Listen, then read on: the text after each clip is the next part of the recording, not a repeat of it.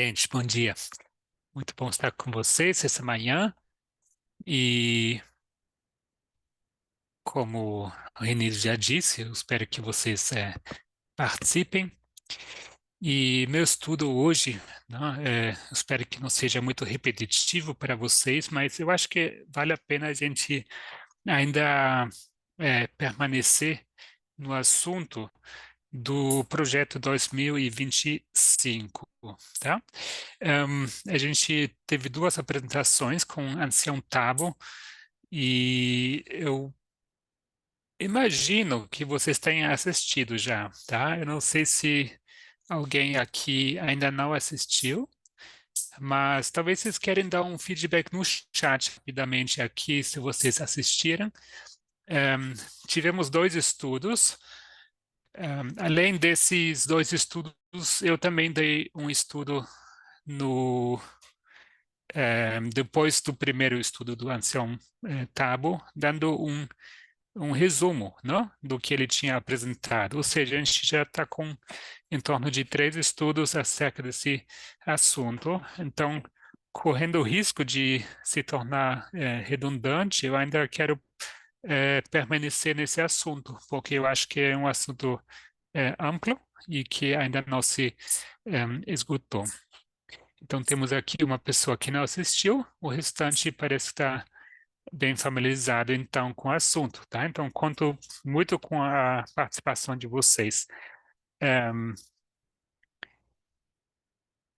e, recentemente, melhor dizer, ontem, teve uma postagem na rede social do a própria, né, do ex-presidente Donald Trump, né? Truth Social, acho que chama.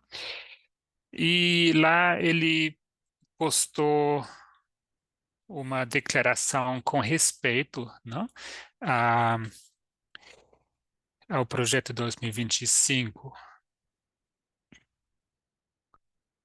Ahn, Quem sabe, quem viu essa postagem ou viu algo sobre esse comentário dele? Alguém ahm, viu algo a respeito? O que que ele disse? Podem ligar o microfone ou escrever. Eu vou tentar ficar de olho aqui, tá?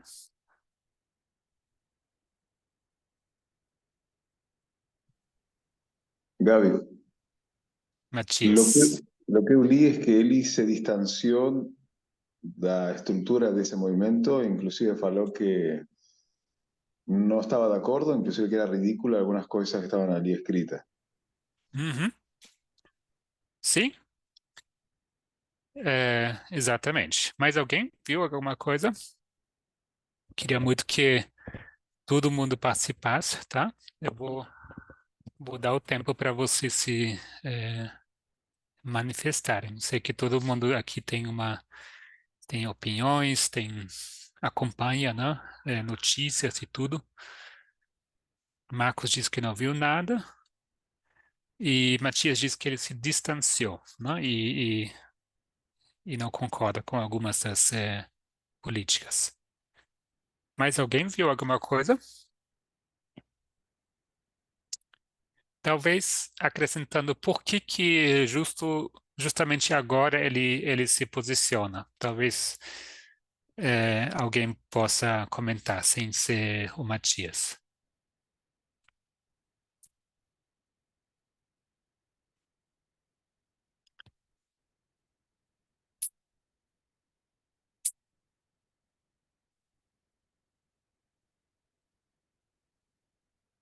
Alguém?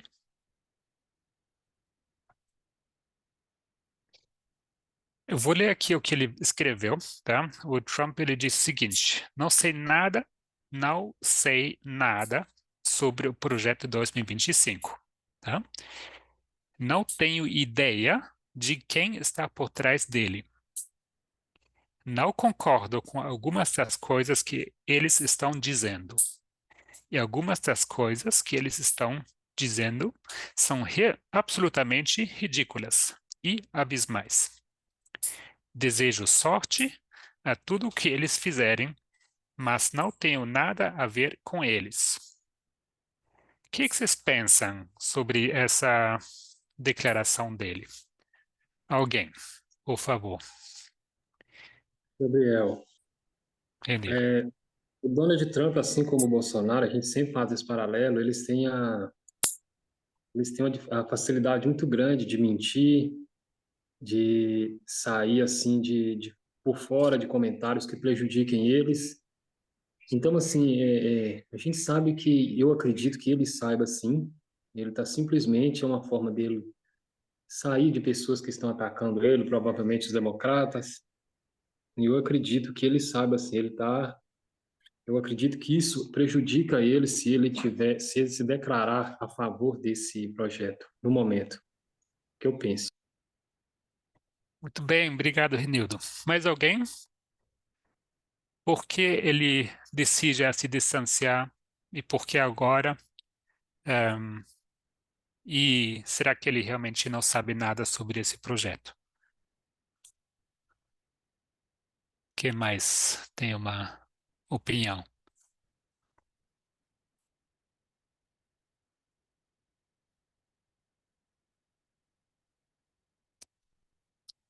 Jéssica, João Pedro, José, Lúcia, Rose. O que vocês pensam? Gabriel, Sim, eu acho que o Renildo bem falou, né, que é, tanto o Trump quanto o Bolsonaro têm essa facilidade por mentir, mas eu acho justamente além da mentira, é uma estratégia bastante usada pelos governos de extrema-direita de tentar ao máximo transparecer que eles não são tão extremos assim, né, vamos dizer.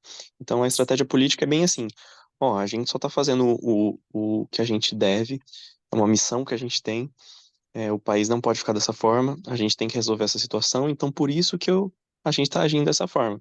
Mas eu não tenho essas ideias extremistas que todo mundo fala que eu tenho, né? Eu não estou querendo simplesmente modificar de uma hora para outra a sociedade, né? Algo do tipo. Eu não tenho essas ideias extremas. A única coisa que eu estou fazendo é uma função para o meu povo, né? Essa ideia populista que eles têm. Então vai muito de encontro isso, né? Porque eu acho que por mais que o eleitorado republicano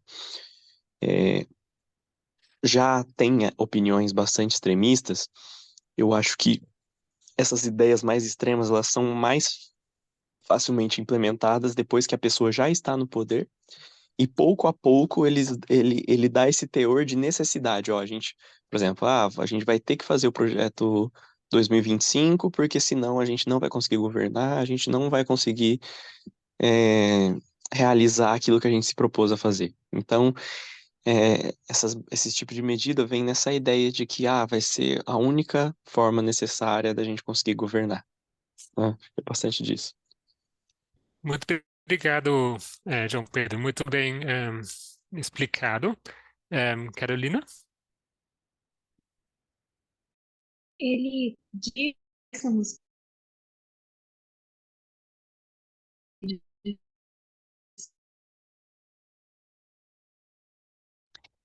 Vou repetir, tá? O áudio cortou um pouco. Em, ela está perguntando se ele esclareceu, tá? Quais os pontos que ele discorda. Então, isso é importante. Ele não especifica e ele, de fato, não entra nesse ponto, que seria bem importante, não? Em, eu vou dar um pouco mais de contexto aqui. Na quarta-feira, o Kevin Roberts eu acho que é o presidente, né, da Heritage Foundation. Vocês lembram que essa Heritage Foundation, alguém lembra?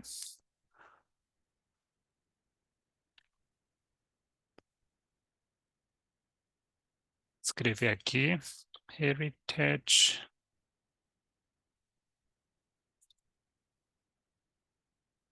Eu vou explicar em seguida, tá? O que é essa Heritage Foundation, mas o presidente dessa Heritage Foundation, ele falou numa entrevista, num podcast, não? E disse o seguinte: estamos no processo de uma segunda revolução americana, que continuará sem derramamento de sangue, se a esquerda permitir, tá? Então ele disse isso, não? É bastante polêmico, né? Porque ele basicamente está aqui dizendo que se algo der errado, não? Se tiver mortes, não vai ser por culpa nossa, tá? Vai ser por culpa da esquerda. Pode acontecer, pode, tá? Mas da nossa parte, a gente quer que essa agenda seja aplicada de forma pacífica, não? Desconsiderando que é uma agenda muito extrema, não? Heritage Foundation é o que a gente chama de think tank, não? Think tank seria como o que a gente tem estudado, né? Esse grupo Eurásia, né? Que faz análises sobre economia, política, etc. Não? Eles vendem serviços a empresas, a governos, não? Então, basicamente são pessoas capacitadas, né, pesquisadores, acadêmicos, que vão juntar, vamos dizer, opiniões, né, bem fundamentadas, né? E essa Heritage Foundation é uma organização ultraconservadora, tá? Ela existe desde 73, se não me engano, 1973. E ela tem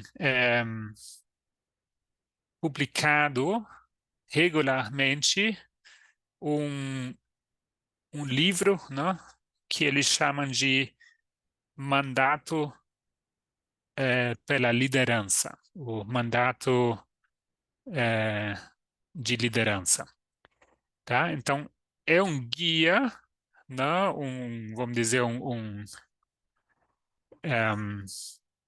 livro, né, de instruções extremamente detalhadas para um governo poder seguir e aplicar, né? Ou seja, né, eles fazem o trabalho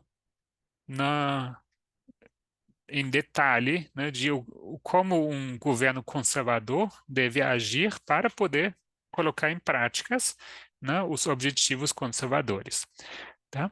Agora, esse Kevin Roberts, ele é o presidente dessa organização, Heritage Foundation. Porém, não é só a Heritage Foundation que está por trás desse projeto 2025, tá? Eu acho que são dezenas ou centenas de organizações conservadoras que se juntaram, né, e que juntamente formularam esse guia, né, esse livro atual, né, um livro impresso, físico, e também pode ser acessado online, né, que chama Mandate for Leadership, né, mandado pela liderança. Se vocês quiserem ver, posso depois compartilhar o link, tá? São aproximadamente 900 a 1000 páginas, tá? Linguagem complicada, são instruções políticas, né? Então vai entrar muito em detalhes sobre as respectivas pastas, secretarias, os ministérios e leis, etc., né? Não apenas ideias mirabolantes, vagas aí. Eles têm realmente uma estratégia muito bem elaborada e formulada, melhor do que nunca.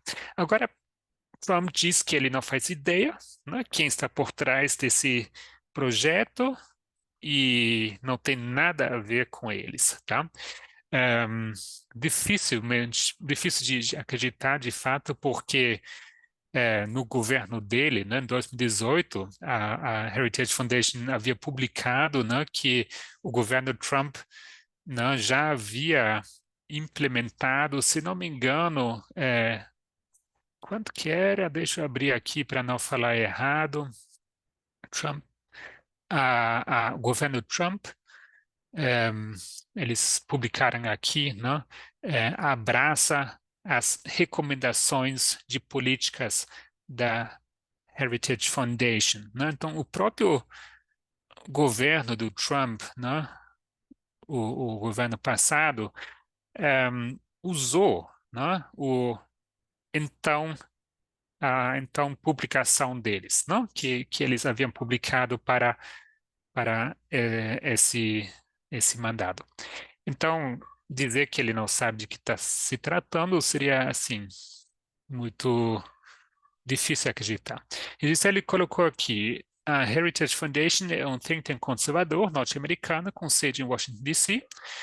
A missão da fundação é formular e promover políticas públicas conservadoras de livre mercado, governo limitado, liberdade individual, valores tradicionais e uma forte ênfase na defesa nacional. Exatamente. Obrigado, Gisele. É bem por aí. Agora, Kevin Roberts, ele falou assim, não, que é, vamos dizer, o presidente dessa organização disse que os Estados Unidos está passando por uma segunda revolução americana, só que essa vez será sem sangue, se é que a esquerda permitir que seja sem sangue, não? E Trump disse que ele não sabe quem é essa pessoa e que não sabe quem é essa organização, tá? O Steve Bannon, você se lembra do Steve Bannon? Por um tempo ele foi estrategista-chefe, né, da campanha eleitoral do Trump. Ele teve uma função chave, né, no governo Trump. Depois houve um distanciamento, mas ele continua a endossar e promover a política da direita, né, em todos os lugares do mundo. Eu acho que ele já foi para a cadeia, vai em breve, né, por 4 meses. E recentemente ele havia dito, já está na cadeia, obrigado, Marcos. Recentemente o Steve Bannon havia dito, né, ele mencionou esse Kevin Roberts, que é o presidente dessa fundação, como um possível ministro-chefe da Casa Civil, tá? Estou aqui traduzindo para o que seria o equivalente aqui no Brasil, né? Então, como chefe da Casa Civil. A não ser que isso seja para ser uma surpresa para o Trump, mas se ele está sendo negociado, considerado como o chefe da Casa Civil, né, certamente o Trump deve ter alguma ideia de quem é essa pessoa, né? Eu acho que ele está francamente mentindo dizendo que ele não sabe, né? O que é Casa Civil? Quem nos quer ajudar aqui? Temos essa pergunta aqui. Eu não sou expert, tá? Se alguém quiser melhorar minha resposta, no caso dos Estados Unidos, eles basicamente a função desse que eles chamam de Chief of Staff, né, que a gente traduz aqui como chefe da Casa Civil, ele está entre a executiva, né, o presidente e os diversos ministros e funcionários do Estado, né? Então ele basicamente ele está aí para para agir como uma conexão entre essa pessoa do presidente e os seus súditos, não?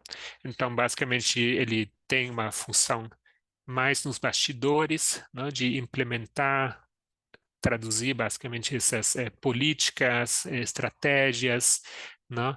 Também ele vai lidar com disputas, né, que possa ter entre esses funcionários ou ministros, não? Para que não, como vamos dizer, como um filtro, né, para que não todo probleminha acabe na mesa do presidente, né? Ele está aí para resolver uma grande parte dessas coisas. Ou seja, ele tem uma função muito próxima e muito chave no governo, não? Porém, agindo mais nos bastidores, mas é uma posição bastante importante e apreciada, não? Se não me engano,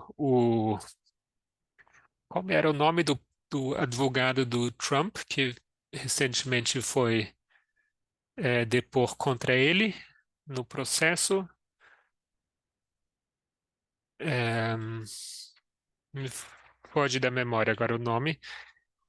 Eu acho que o sonho dele era ser chefe da Casa Civil, assim. Ele estava contando, né, com essa possibilidade de poder entrar aí na Casa Branca e se decepcionou grandemente quando Trump nunca o chamou, não? Mas tá bom. Então, agora, por isso que assim, eu estou dando aqui um pouco mais de contexto, não, sobre por que eu acho que esse assunto continua é, atual e importante. Carte Blanche? Não. Não, foi no processo Michael Cohen. Isso, muito obrigado, Matias. Ele mesmo. O ancião Tabo, ele começou a explicar, né? Ele citou o grande conflito e falou que ele explicou em que consiste, né, essa fala da nação. O que ele traz esse contexto dos Estados Unidos, que são a besta semelhante a um cordeiro, porém que começam a falar como um dragão, tá? E Ellen White nos esclarece, né, que essa fala da nação são o quê? Quem quer completar? São os atos do poder judiciário e legislativo. Exatamente, né? São as ações das suas autoridades legislativas e judiciárias. Obrigado, Gisele. Então, se a gente vê, né, o judiciário legislativo agindo, né, implementando políticas, etc. Então, a gente está assistindo ao vivo, né, essa fala da nação, tá? Qual foi uma fala da nação bastante preocupante, recente, da Suprema Corte? Quem quer dar um exemplo?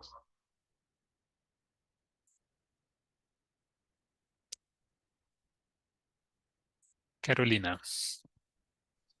Foi dar impunidade presidencial para o Trump, mesmo tendo sido culpado e passando por processos legais, ele pode mesmo assim assumir a presidência. Muito obrigado. Sim, exatamente, é a isso que eu me refiro, tá? Então, é uma corte suprema, né, que o próprio Trump ele indicou, né, esses juízes conservadores e que agora estão sistematicamente assim decidindo, né, a favor dele. Então, de fato, foi decidido que qualquer qualquer ação oficial, né, da parte de um presidente não pode ser levado à justiça, basicamente, não? Então ele não vai sofrer consequências desde que ele possa justificar que algo tenha sido um ato oficial. Aí, né, vai depender da interpretação, né, de juízes eu acho que a gente não precisa imaginar muito, né, que tratando-se de uma questão de interpretação, né, aí realmente tem na dúvida, leva até a Corte Suprema, né? E eles vão, quem sabe, decidir a favor de Trump. Então, sim, como o Marcos colocou aqui, né, sendo eleito, possivelmente deverá ser inocentado dos seus crimes, né, tanto que esse recente processo criminal contra Trump, pelo que entendi, né, eh, a publicação da sentença, né, da pena, foi postergada. Ela era para acontecer esse mês, certo? Se alguém me confirma. Eu acho que ela foi postergada agora, né, perante dessa nova decisão da Suprema Corte, tá? E a equipe legal do Trump já indicou, né, que eles estariam recorrendo a essa decisão, né, porque eu não consigo imaginar como, não, porque foi postergado para setembro, obrigado. Não consigo imaginar porque foi algo que ocorreu durante a campanha, né, presidencial, mas eu não sei como ele vai justificar que isso foi um ato oficial, mas também não duvido nada, não? Então a gente já vê assim essas inúmeras implicações que essa fala da nação, né, que essa fala como dragão está tendo na vida real. Perdão. Em, Aí o Ancião Tabo ele entrou, né, nessa questão do projeto 2025 e como a Gisele resumiu, né, eles têm esses objetivos, né, a gente falou que é uma organização que está agindo lá desde os anos 70, e eles tiveram já forte influência em governos republicanos passados, né, especialmente o governo de Reagan, que implementou quase 2/3, né, das suas sugestões políticas. E como eu já mencionei, o próprio governo Trump também implementou diversas sugestões deles, né? Então, sim, eles têm um papel chave assim nessa estratégia. Agora, essa fundação, né, eles estão aí para consertar, né, para reparar o que eles chamam de um dano causado quando, né? Meados dos anos 60, 70. Que eles chamam de como? Eu tinha explicado esse termo na minha aula passada. Eu vou escrever aqui no chat. Quem pode nos lembrar a que se refere? Ops.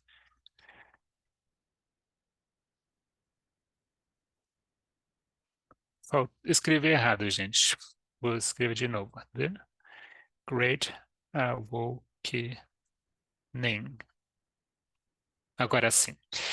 Desconsiderem os primeiros dois. Vou até apagar aqui.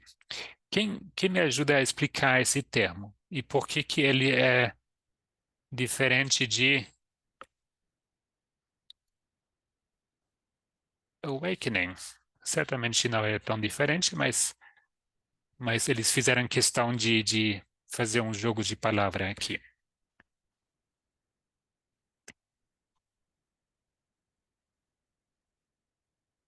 Ou melhor, pergunto, o que é woke?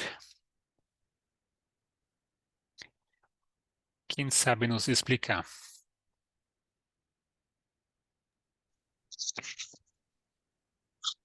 Eu não sei se eu vou poder explicar certinho, mas existem algumas maneiras de falar que são próprios dos negros nos Estados Unidos.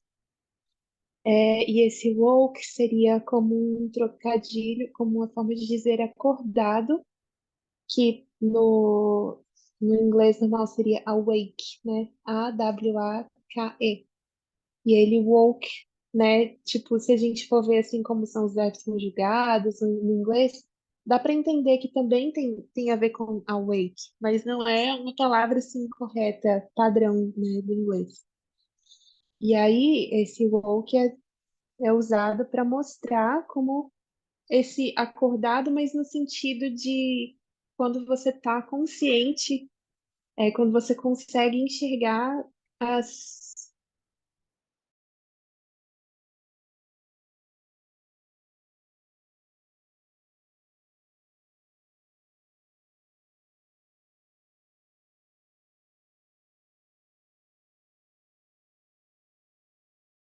Tá cortando aqui um pouco a internet. Ele diz que é para apontar as incongruências da, da opressão racial. Sim. Alguém quer complementar? Algo mais? Que é woke? Eu entendo que talvez um pouco chato ter que entrar aqui na questão de inglês, não? Mas é um termo que a gente encontra bastante e inclusive na mídia brasileira também se faz menção assim desse termo, não? Mas sim, ele vem de um contexto, vamos dizer, ehm, obrigado, Gisele, que vem de um contexto afro-americano, né? É uma, vamos dizer, um neologismo, uma palavra criada, né? Mas amplamente aceitada, tá? Então, ela significa desperto, né? Mas atualmente ela está sendo usada como um sinônimo de consciência para quê? Consciência para problemas de racismo, consciência para o estar ciente, né, dos problemas de sexismo, desigualdade, tudo que, vamos dizer, está na agenda da esquerda, por assim dizer, né? A direita coloca nessa caixinha que, tá, isso aí é woke, não? E eles usaram esse termo como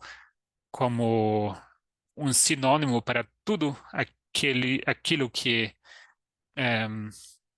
vai contra a ideologia conservadora, não?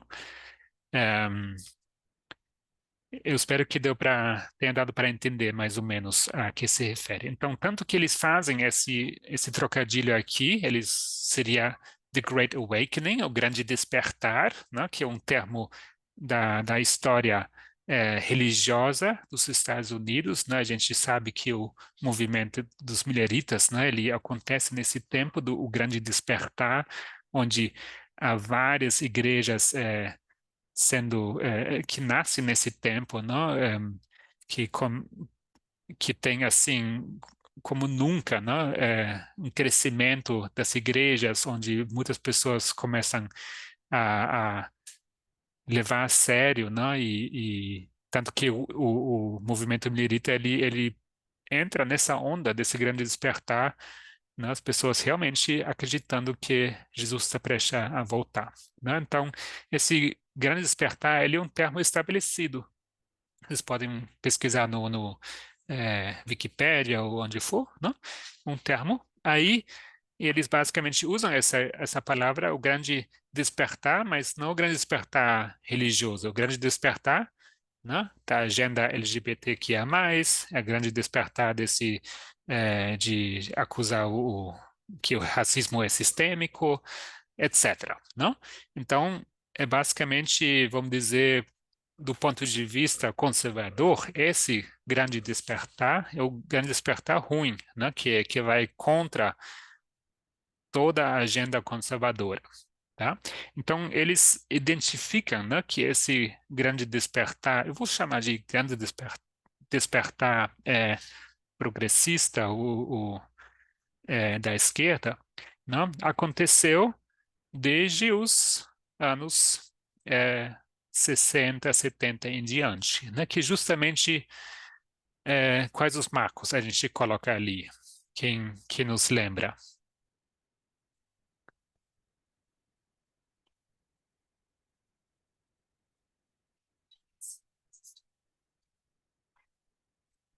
Alguém aqui? Temos várias pessoas que sabem a resposta. O que que aconteceu nos anos 60, 73, etc. Movimento dos direitos civis, Sim, segunda onda do exatamente. feminismo E e o dos homossexuais, esqueci a palavra.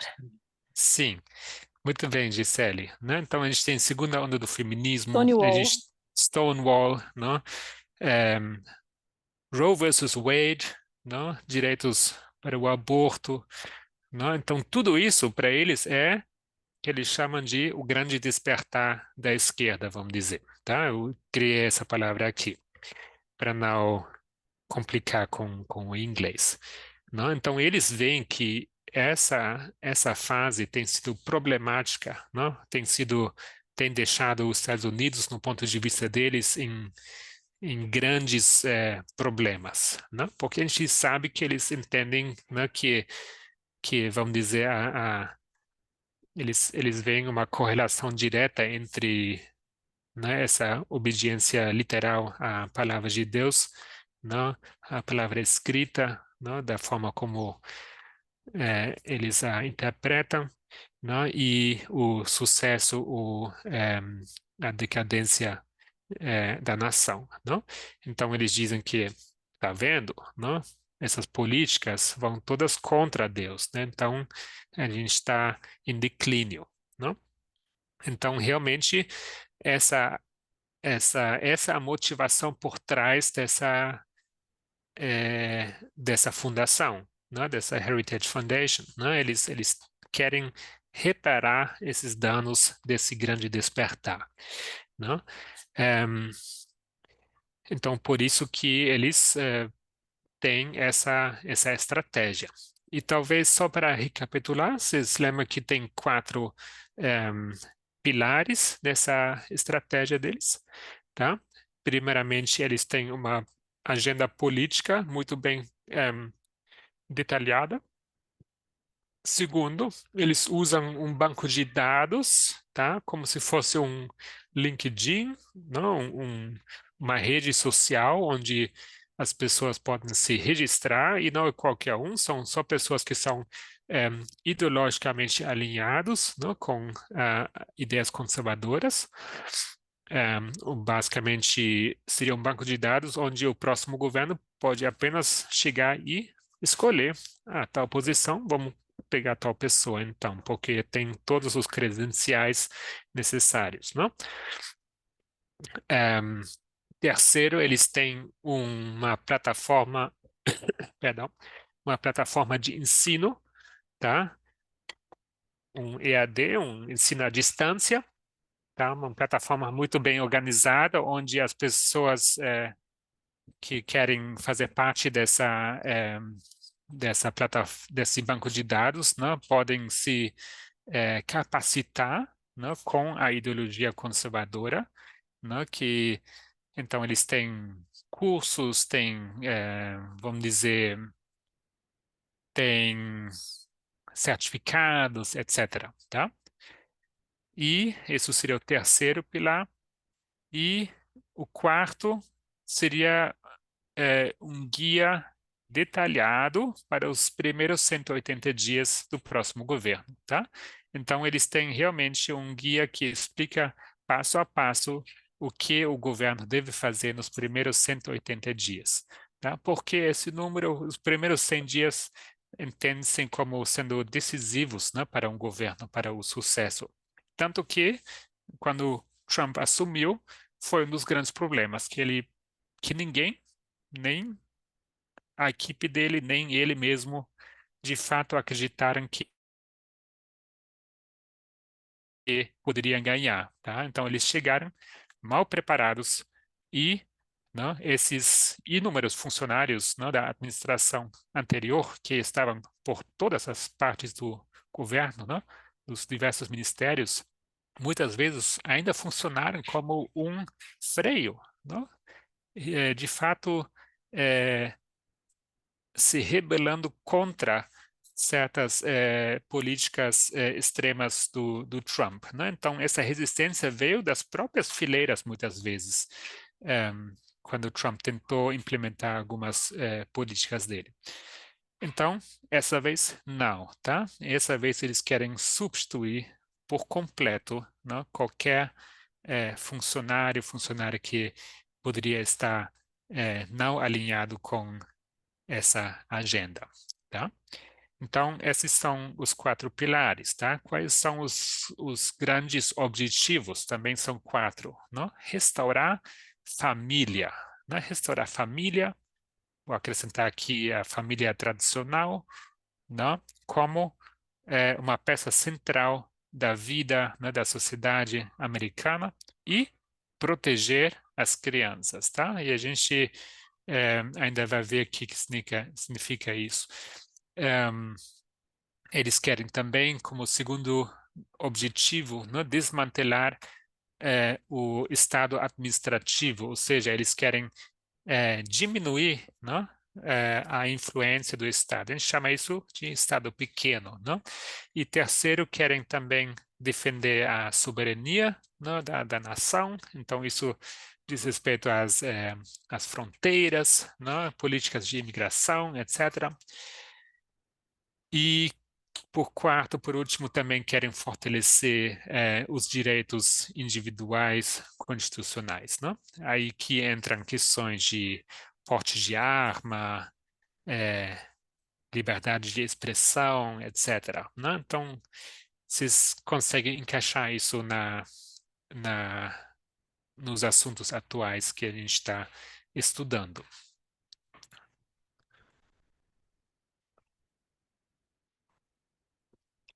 Uma das coisas interessantes dessa publicação mandado pela Liberdade é que ela é clara como nunca, tá?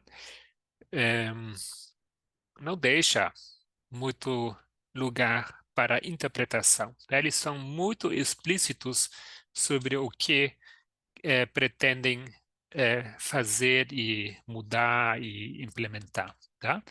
Então, para que ninguém se engane, tá? Eles falam claramente o que querem fazer. Então, quando se trata de restaurar a família, né, que é algo bem legal, né? Se a gente lê isso, o que eles entendem, né, por restaurar a família, realmente é problemático, né? Porque eles identificam aqui que eles querem derrubar, querem desfazer, né, toda política, toda iniciativa, tudo que poderia estar ligado à questão que a gente abrevia como, perdão, eles abreviam como SOGI, né? No português seria OSIG, né? Seria orientação sexual e identidade de gênero, tá? E também toda política ligada a DEI. DEI seria diversidade, equidade e inclusão, tá? E a gente chegou a ver, né, que essa iniciativa, né, de lidar com esses 2 assuntos, ela é muito incisiva, tá? A gente vai falar sobre isso daqui a pouco. Uma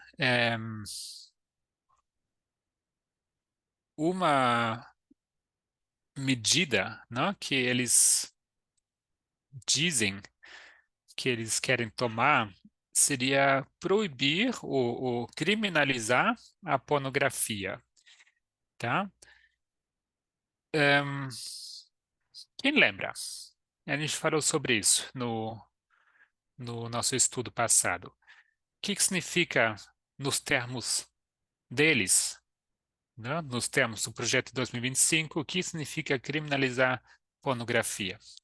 Assim como a gente imagina, ou na verdade essas palavras têm outra coisa por trás? Quem pode nos ajudar? Eu sei que alguns sabem a resposta com certeza. Vamos dar a chance aqui para mais algumas pessoas. Temos aqui várias pessoas participando. Quem quer contribuir?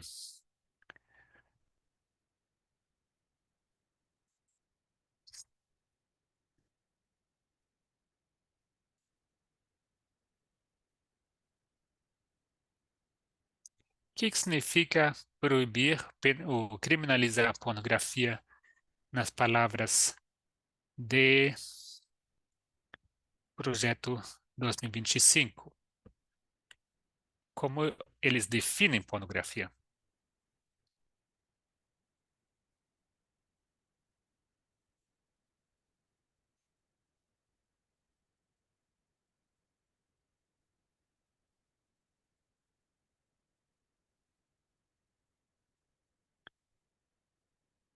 Alguém?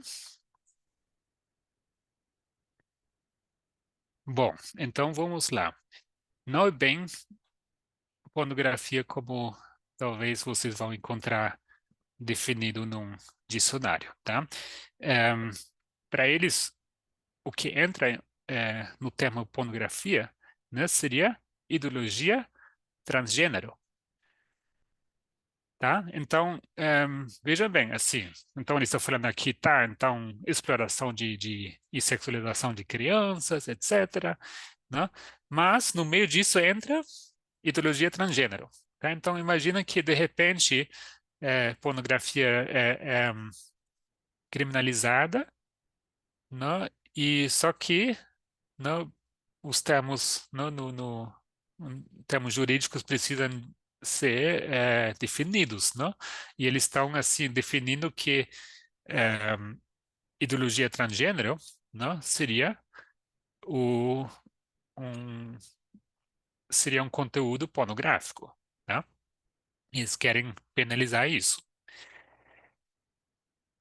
tá? Então, e assim toda essa agenda deles, todo esse projeto, ele é cheio dessas pegadinhas, eu vou chamar, né? Então, está escrito uma coisa, mas se você ler o que eles entendem por esse termo, você entende o que está realmente por trás dessa iniciativa, né? Porque se você ler, então, a favor da família, etc., né? É, regulamentar a imigração e tal, tipo, às vezes talvez não pareça ser tão grave, né? Mas se a gente vê como definem em detalhe, né? Então, aí se torna problemático, né? Então, eles mencionam aqui como uma das grandes conquistas, não, pró-família, na visão deles era o quê?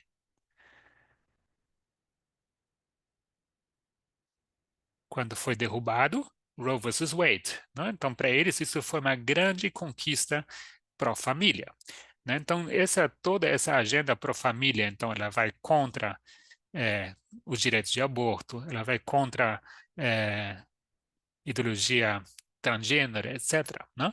Então, e como que eles querem, qual, para mim, assim, foi a medida mais drástica, né, de lidar com esses assuntos que a gente mencionou, né? A orientação sexual e identidade de gênero,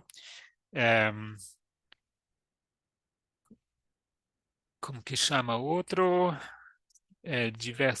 Diversidade. Isso, diversidade, equidade e inclusão. Qual a forma mais drástica, acho eu, que eles estão tratando ou querendo lidar com isso? Quem pode nos ajudar aqui? Quem lembra? O que eles pretendem literalmente fazer se, né, se o Trump decidir seguir aqui esse guia?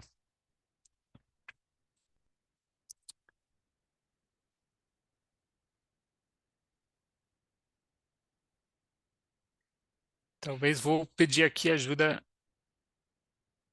de quem está aqui, advogado? João Pedro, não? Se tiver mais alguém. Em, como que é essa questão? Se você quiser, vamos dizer, processar alguém por algo e que não está definido na lei, não? Quais as chances se eu quiser recorrer ao meu direito, sendo que não existe é, jurisprudência, é, se não existe uma definição dentro da lei por algo? Quais as minhas chances de eu conseguir ganhar meu caso?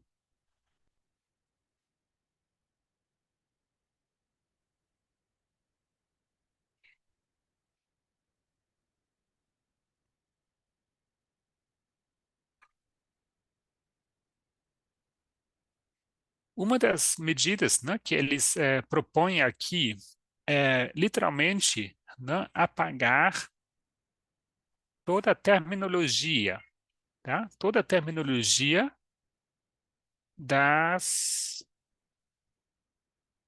leis, não? De contratos governamentais, não? Das políticas das diversas secretarias, pastas, ministérios, né? Que tenham remotamente a ver com diversidade, equidade e inclusão, ou com orientação sexual e identidade de gênero, tá? Então, imagine-se que o trabalho que isso vai ser, primeiramente, né? Mas o que isso significa, né? Se você pega legislação, né, e simplesmente começa a apagar sistematicamente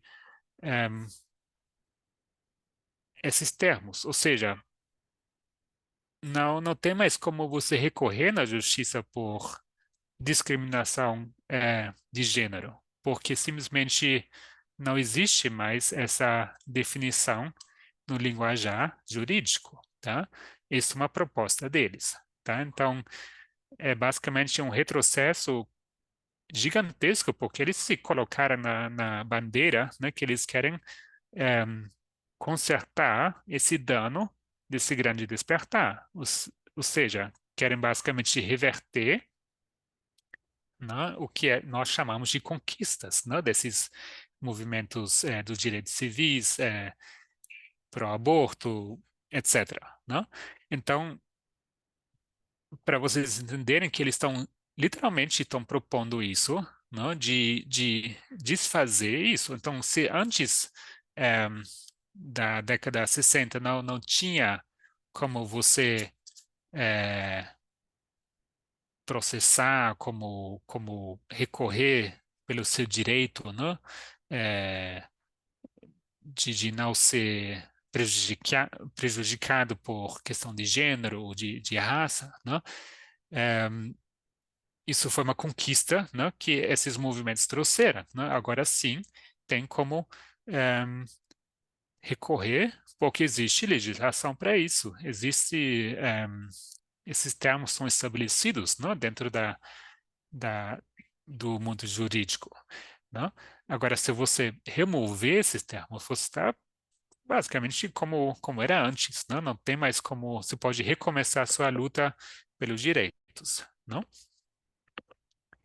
É, exatamente, Gisele, né? Remover proteções legais contra a discriminação com base na orientação sexual e identidade de gênero, né? Então, perdão, é bem isso, tá? Isso é uma proposta que eles têm de que vai assim, se isso acontecer, né? Isso vai ser um dano que não vai ter como consertar em uma geração nem duas, não? E eles estão celebrando, né? Roe vs. Wade derrubado foi uma grande conquista para a família, na visão deles, não? Ehm, muito bem. Uma das outras propostas que eles têm seria ehm, remover o ehm, Ministério de Educação. O que vocês pensam sobre isso? A gente já está encerrando aqui.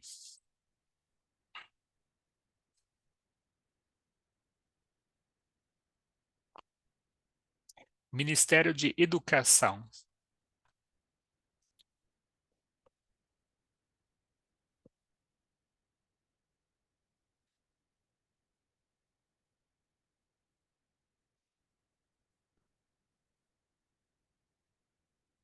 Por que querem remover o Ministério de Educação?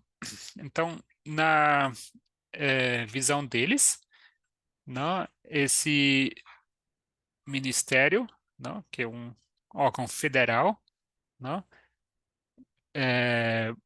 está forçando, não, as instituições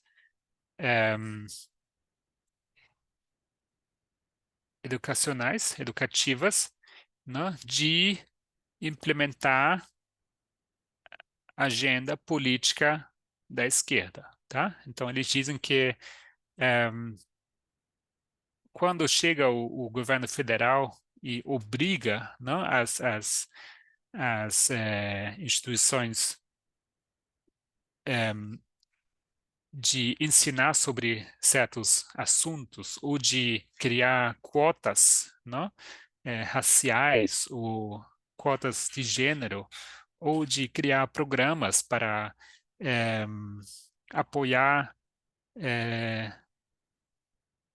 alunos transgênero, ou para incluir no seu ensino, não,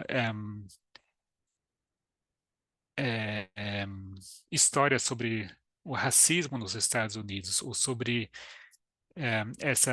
esses movimentos civis, né, direitos civis, o feminismo, etc. Tudo isso para eles é como indoutrinar, não, essa agenda política da esquerda, tá? Então eles basicamente querem tirar, né, querem remover esse ministério e cortar drasticamente os fundos e querem passar essa função novamente para os estados, não? E querem, assim, dar muito mais autonomia para que os estados ou as escolas, universidades possam decidir por conta própria, né, de como lidar com essas questões, etc. Eles querem também dar grande respaldo para processar, né, instituições que continuam ensinando essa essa ideologia, vamos dizer, não? Então, para quem insistir e continuar a ensinar, né? Então eles querem basicamente ameaçar com processo imediatamente, não? Uma das medidas, por exemplo, seria que escolas serão forçadas a disponibilizar todo o seu material de ensino online, né, para que pais possam acompanhar e avaliar o que está sendo ensinado, não? Eles propõem, por exemplo, como chama, Bill of Rights, seria como uma declaração de direitos, obrigado, para os pais dos alunos, não das alunas. Ou seja, para que possam recorrer o seu direito de, vamos dizer, de saber o que está sendo ensinado, não se está sendo ensinado alguma coisa que os pais não querem, não? Querem também propor que a diretoria, né, das escolas, etc., seja eleita, não, pela população, não? Então, eles são muito pró-privatização das escolas, etc., não? Então, esse ataque, vamos dizer, ao Ministério da Educação, não, de querem drasticamente reduzir esse ministério, é algo que vai diretamente afetar, não, a geração mais nova, não? Então, mudando assim o ensino de forma completa, não? Vai deixar marcos, não? Isso certamente vai gerar uma geração que não vai aprender sobre certas coisas, não vai conhecer certos fatos históricos, a não ser que, por iniciativa própria, né, recorram e peguem um livro para aprender sobre essa história, né? Mas a gente já sabe, né, que livros estão sendo retirados das bibliotecas escolares, etc., né? A gente tem que entender que é uma população grande nos Estados Unidos que é pobre, né, que não tem acesso, né, a, a esses recursos, né, de ir lá e ficar comprando livros assim, né? Então, o papel de uma escola, né, de uma aula de história, etc., ela é chave, ela é fundamental, né? Gente, já estou completando 1 hora aqui de estudo. Alguém tem algum comentário, alguma pergunta, alguma contribuição?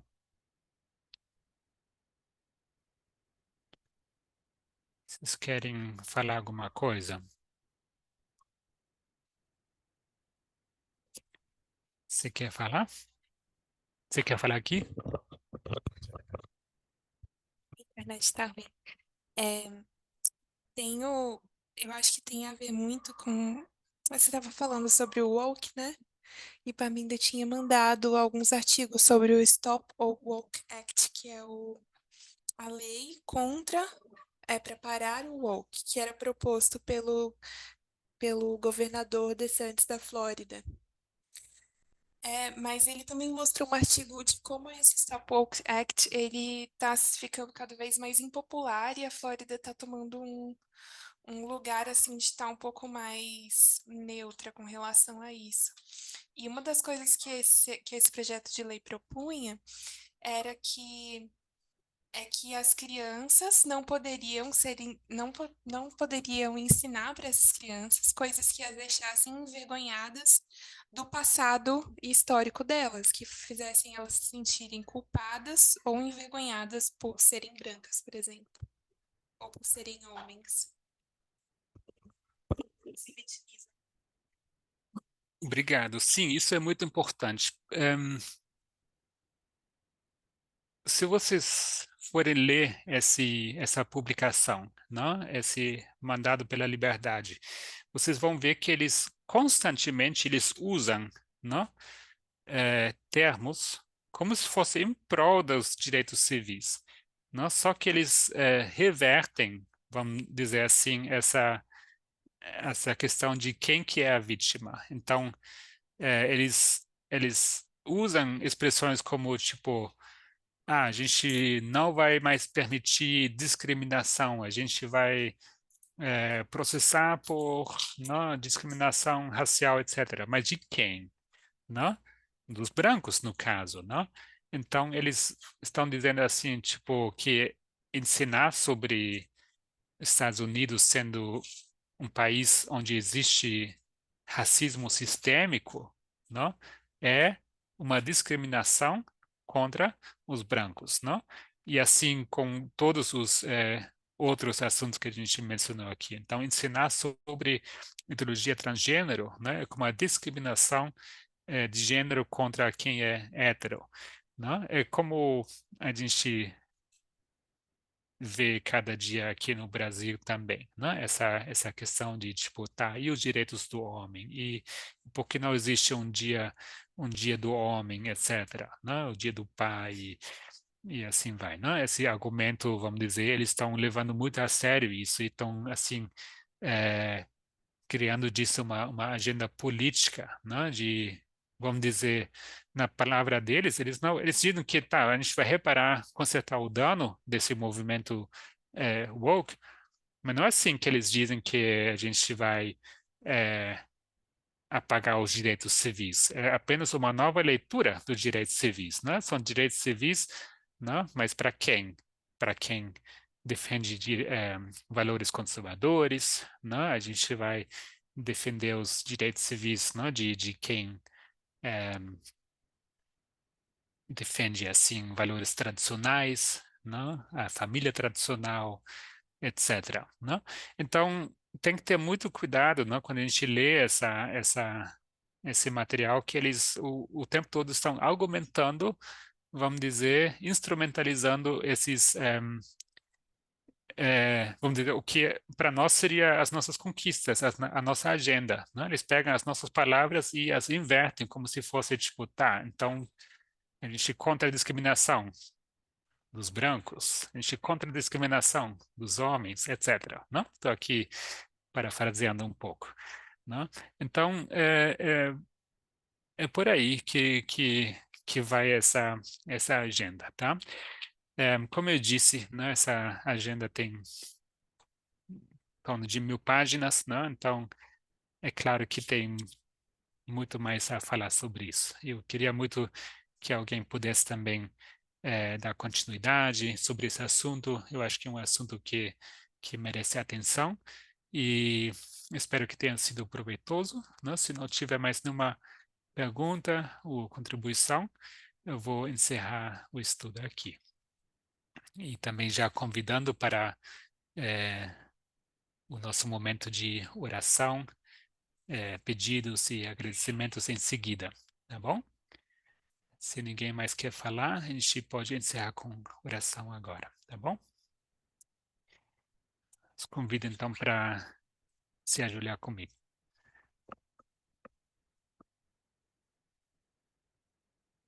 Querido Deus, te damos graças pelo sábado, pelo momento de congregação, de estudo e também pelo privilégio da gente presenciar esses momentos da história, momentos tristes e difíceis, mas ao mesmo tempo momentos que profetas têm visto, alertado, têm